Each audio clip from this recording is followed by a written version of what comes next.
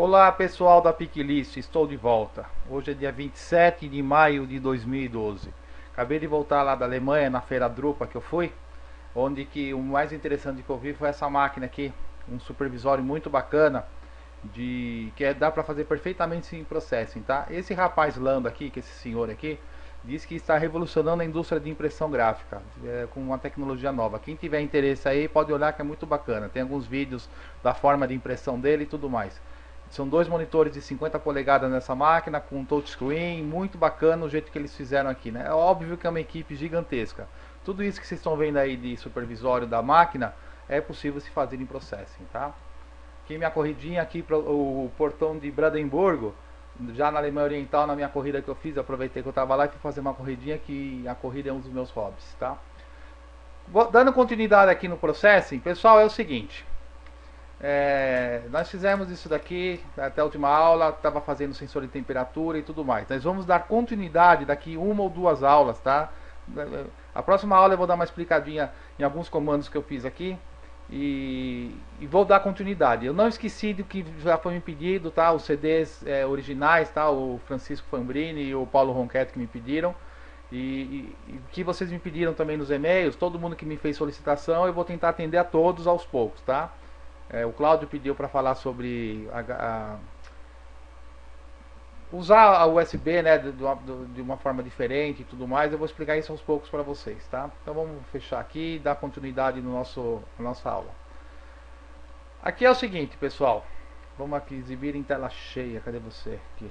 Eu tenho percebido que, pelo software que eu vi lá do Paulo e de outras pessoas que me mandaram por e-mail, que alguns conceitos que eu estou querendo passar para vocês não estão entendendo da forma como eu gostaria que vocês entendessem, né? Então eu vou começar a ensinar vocês um modo um pouco mais avançado e vou tentar explicar alguns comandos que eu fiz no software, que estou fazendo no software, né, em processing, para vocês entenderem de uma forma um pouco melhor, tá? De repente foi o meu jeito de ensinar ou algum conceito aí que vocês não pegaram e fizeram de um jeito diferente. E eu vou explicar por que o meu jeito terá que ser usado em algumas aplicações, tá?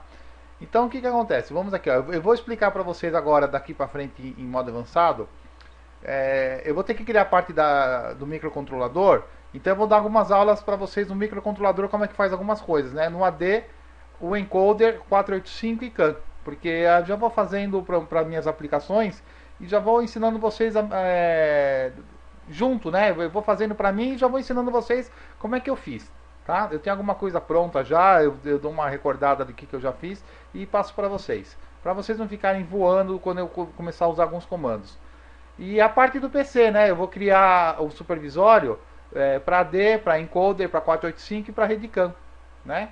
E vou também criar, a pedido do Paulo, um potenciômetro no supervisório para controlar o PWM, a rotação de um motor, um motorzinho de corrente contínua aí, que é o jeito mais simples de se fazer, tá?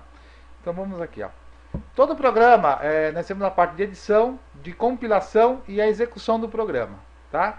Todo programa, para microcontrolador, para PC, qualquer software de PC, você tem a parte de edição, aí você compila o programa, depois que você compilou, você executa o programa, né? A parte de compilação, quando ele está compilando o programa, ele também faz o link das bibliotecas que você usou, tá? Independente da linguagem que você está usando, C, C++, C Sharp, Pascal, Delphi, Visual Basic, o Java, no nosso caso o Processing, e as outras linguagens aí em geral. E a execução, ele vai executar o programa no sistema que você fez. Se for para o microcontrolador, ele vai executar no microcontrolador, se for para o PC, ele vai usar no PC, independente da plataforma, tá? E sempre vai executar da forma que você deseja, desde que você tenha feito o software da forma correta, né? Então nós vamos aqui para a parte de edição, que é o que mais interessa a gente, para eu explicar melhor, principalmente o que eu falei nessa última aula aí, que eu dei a cara a tapa, né? Nós temos três formas de editar um programa. Nós temos a parte visual, nós temos a parte escrita, que não é a visual, que é o que nós temos feito até agora em Processing, né? A gente não usou nada visual, a gente fez a parte escrita para criar uma parte visual. Ou nós temos a parte que usa as duas, né? A parte visual e a parte escrita, né? Eu vou explicar a parte visual e a que usa as duas partes, a escrita e a visual. Porque a escrita a gente já está fazendo, né? A gente já está usando. Essa é a parte visual aqui, esse YC Wing aqui, é aquilo que você vê, é aquilo que você pega, né? É um acrônico da What you see is what you get. Quer dizer, aquilo que você vê é aquilo que você pega. Que a maioria dos programas usam, né? Esses programas de bloco que você vê e tudo mais. Então eu vou falar um pouco sobre isso daí, tá? Então aqui, ó. Aqui eu estou falando só para os programas voltados para automação, tá, pessoal? Não estou falando de programas para PC e tudo mais. É mais ligado à automação. As linguagens de programação mais simples do modo visual, né? A ladder é uma linguagem, né, que você pode escrever, mas também tem a parte dos botões. Eu tenho aqui um exemplo de ladder, para quem não conhece a linguagem ladder, né? Eu pego esses botõezinhos aqui e vou jogando, né? Esses comandinhos aqui, ó. E eu vou jogando aqui na linguagem. Então, eu clico aqui e jogo para cá. Que nem a gente faz no próprio CorelDRAW, que nem a gente faz nos outros programas, né? Tá lá cheio, cadê você aqui? Então, o que acontece? Nós temos a ladder e a Graphset, que são as mais simples de se usar, né? É uma metodologia que surge com a necessidade do desenvolvimento de programas para controle de processos sequenciais. Ou seja, a ladder, o programa vem aqui, ele executa essa linha aqui, ó. Depois ele vem e executa essa linha aqui. Quando ele chegar na última linha, ele volta para a primeira. Então ele vai executar essa linha em alguns milissegundos. E ele vai. Seria para controle de relés, né? Você você vai fazer um retrofitting numa máquina, que você vai modernizar uma máquina. Se a máquina é a relé, se você usar o ladder, você refaz. Qualquer máquina a relé, você consegue fazer com um CLP bem simplesinho aí, um CLP da Vega, um CLP da Siemens, né? O logo da Siemens ou o clique da VEG, você consegue fazer uma automação. Trocando isso daí, é muito simples você fazer um retrofit numa máquina usando o ladder, né? Você não precisa aprender quase nada, você não precisa saber de nada. É só saber os comandinhos aqui, você já faz a automação da sua máquina, né? Então vamos lá, tem a ladder e a Graphset. E as mais complexas são a LabVIEW, né? Que é da National Instruments, dono do LabVIEW, né? Que o LabVIEW é o seguinte: os principais campos de aplicação do LabVIEW são a realização de medições e a automação. A programação é feita de acordo com o modelo de fluxo de dados, o que oferece a essa linguagem vantagens para a aquisição de dados e sua manipulação. Vantagens numas, né? É onde eu comentei na outra aula dos pedágios que você paga. Se você vai usar um LabVIEW aí mais moderno, aí, que tem todos os recursos, você vai pagar de 15 a 30 mil reais. Parece que está $15.800, uma versão mais complexa, do modo estudante. Né? O modo industrial deve estar em uns 30, 40 mil dólares aí, o modo mais complexo. Só que você vai ter que comprar as placas deles, né? Você quer fazer uma leitura AD, se você vai usar um modo complexo, você vai ter que pagar 30, 40 no software, depois você vai ter que comprar as placas, né? Você toda hora vai estar pagando pedágio. E por quanto você vai vender esse seu sistema? É um pouco complexo, né? É muito complicado você fazer isso. Ou seja, se você, por exemplo, for usar aqui, ó, o S700 da Siemens, né, que são de blocos, programação de blocos, mesma coisa. O software ele te facilita a vida, mas você vai ter que pagar muito caro a parte de hardware, né? Ah, mas a parte de hardware é muito robusta, não sei o quê. Ela é robusta porque ela foi bem feita. Volto a falar, se você fizer a sua parte de hardware bem feita, ela não vai travar. Esse papo porque a microchip trava, é porque você não sabe fazer. Você é um estudante, você começa a fazer um negócio errado, você não coloca filtro de linha, você não aterra, você não faz nada, não vai funcionar. Não é que o microcontrolador é ruim, é porque quem projetou é ruim.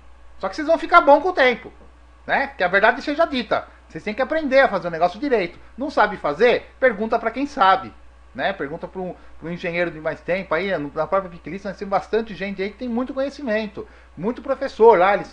Tem gente lá que te ensina bastante. Tem lá várias pessoas, não vou nem citar não, mas tem vários. Eles adoram, né? Tem uns que adoram ensinar lá. E você bota uma coisa, o cara fica te ensinando. A única coisa que o pessoal da Picklist não fez até agora foi contestar com o que eu falei na última aula. Né? Tive 2 elogios aí de 2 pessoas lá do grupo, mas para quem eu mandei o recado não respondeu, né? Não teve a cara de pau de responder, né? Nem falar que eu estava errado, mas tudo bem, né? Não tô lá para brigar, tô aí para ensinar. Então nós temos o S700 aqui da Siemens, nós temos o sistema da Rexroth, da Bosch, né? Que é muito bacana, é melhor que o da Siemens aqui para vocês pesquisarem a parte da automação da Rexroth, né? Porque eles têm a parte hidráulica, a parte pneumática, a parte de servo, a parte de inversor de frequência e tudo mais. É muito interessante a parte o software deles, né? Mas são todos aquilo que eu falei, nenhum deles tem recursividade, você não consegue, é um pouco de gambiarra para fazer uma aplicação mais específica, né? Esse aqui é o logo da Siemens, que você controla relé, né? O diagraminha de blocos aqui é uma coisa muito simples de você fazer, é bem facinho de você trabalhar. E a VEG, né? Vamos dar um pouco de crédito para a indústria nacional. A VEG tem umas partes de supervisória aí muito bacana, mas também é muito caro. Você quer fazer um AD, você quer fazer uma leitura diferenciada aí na VEG, por exemplo, você quer conversar com o inversor de frequência, você tem que botar módulos de CLP que custa 2, 3, 4 mil reais. É um absurdo, os caras viajam na maionese. Não custa tudo isso para você botar, né? Fazer um controle de inversor de frequência. Então, fica aqui meu aviso para vocês. Faça muito orçamento porque é muito complicado, né? A VEG tem mais alguns produtos aqui, ó. Tem a linha mais de médio porte, pequeno porte, TPW03, é bem rapidinho esse CLP aqui, eu já conheço. Esse clique aqui já é um pouquinho mais lento, né? Você consegue, você aperta um botão, você percebe que ele demora alguns milissegundos para comandar, então isso complica um pouco. Você consegue usar o CLP e tudo mais, né? Mas não é o nosso caso. Então, por isso que são os pedágios que você paga. Você quer usar isso aqui que te facilita a vida, você vai pagar o hardware muito caro, tá? Então aqui é o seguinte, ó, a parte que usa ambas as partes, a visual e a parte escrita, o C, o C++, o C Sharp, o Pascal, o Delphi, o Visual Basic, Java e outras linguagens, você tem a parte visual e a parte escrita, tá? O que é a parte visual? Eu vou chamar o Delphi aqui. Quando eu pego um botão aqui, ó, no Delphi, cadê o botão? Tá aqui, ó, e joga aqui, o que ele faz? Ele transforma esse comando aqui, essa parte aqui do Delphi aqui, é a parte visual dele. Isso aqui é um outro programa que de repente nem foi escrito em Delphi. Você consegue escrever esse programa aqui do Delphi numa outra linguagem, C++, em outra linguagem que é mais fácil de você escrever essa parte visual. E o Processing dá essa facilidade pra gente de escrever essa parte visual. Porque quando você joga aqui esse botão aqui na tela, ele transforma esse comando aqui naquele comando lá do new, né, que a gente deu lá no Processing. New, se dá new button, não sei o que. Quando você joga aqui, ele já coloca as coordenadas do botão, e a hora que você executa o programa, ele já está na posição certa. Por isso que ele facilita um pouco a programação. Só que aí você tem alguns recursos que não é legal de você fazer uma automação um pouco mais elaborada, né, uma coisa que você não pode perder tempo. Então é esse aqui. Então, o sistema de desenvolvimento integrado é o que usa, por exemplo, Delphi, Visual Basic, né? Essas linguagens aqui é integrado. Você tem a parte escrita e a parte visual, tá? Que você tem um editor visual e o editor propriamente dito, né? Esse editor visual aqui pode ser escrito em qualquer linguagem, certo? Em qualquer linguagem você pode escrever. E hoje, a melhor software gratuito para fazer isso é o Processing. Então, com o Processing, você consegue fazer um editor visual também. Então, se você fizer igual aqueles da VEG, da Siemens e tudo mais, você consegue fazer aqueles editores em Processing, tá? Por exemplo, uma linguagem ladder, quando você joga esses botõezinhos aqui, o editor está escrevendo isso aqui para você. E na hora que ele vai executar o programa, ele vai executar isso daqui, ó. Ele não vai executar isso daqui. Ele entende isso daqui, ó, que é bem próximo de uma linguagem de baixo nível, né, que é o Assembler, né? Que é bem baixo nível mesmo, tá aqui, ó. Aí, o que acontece? É lógico que é mais fácil você jogar o botãozinho aqui do que você ficar escrevendo esse monte de comando. Então, mas quando você joga isso daqui, ele transforma o ladder, que é uma das linguagens mais simples, nisso daqui. O próprio Delphi também faz a mesma coisa. Todos os programas fazem a parte escrita e eles executam essa parte aqui. Eles compilam isso daqui, ó. Eles montam, eles transformam a parte visual numa montagem que o próprio software entende, tá? A parte escrita é como fizemos até agora. Temos qualquer recurso na mão. Então, quando você escreve um programa, da forma que nós estamos escrevendo em Processing, nós temos qualquer recurso na mão, tá? E se você se dedicar, conseguirá fazer qualquer editor visual melhor ou semelhante aos que existem atualmente. Ou seja, se você quer fazer uma coisa nova, uma coisa diferente, você vai ter que fazer ele escrevendo o programa. E você pode facilitar a vida de quem vai usar o seu programa na parte visual. Da mesma forma que o Corel aqui, ó, eu clico num quadrado e faço o quadrado, certo? Isso daqui você consegue fazer a mesma coisa em Processing. Você faz essa parte visual e desenha, tá? Mas você faz isso o quê? Escrevendo o programa. Quem não sabe escrever o programa é porque não conhece.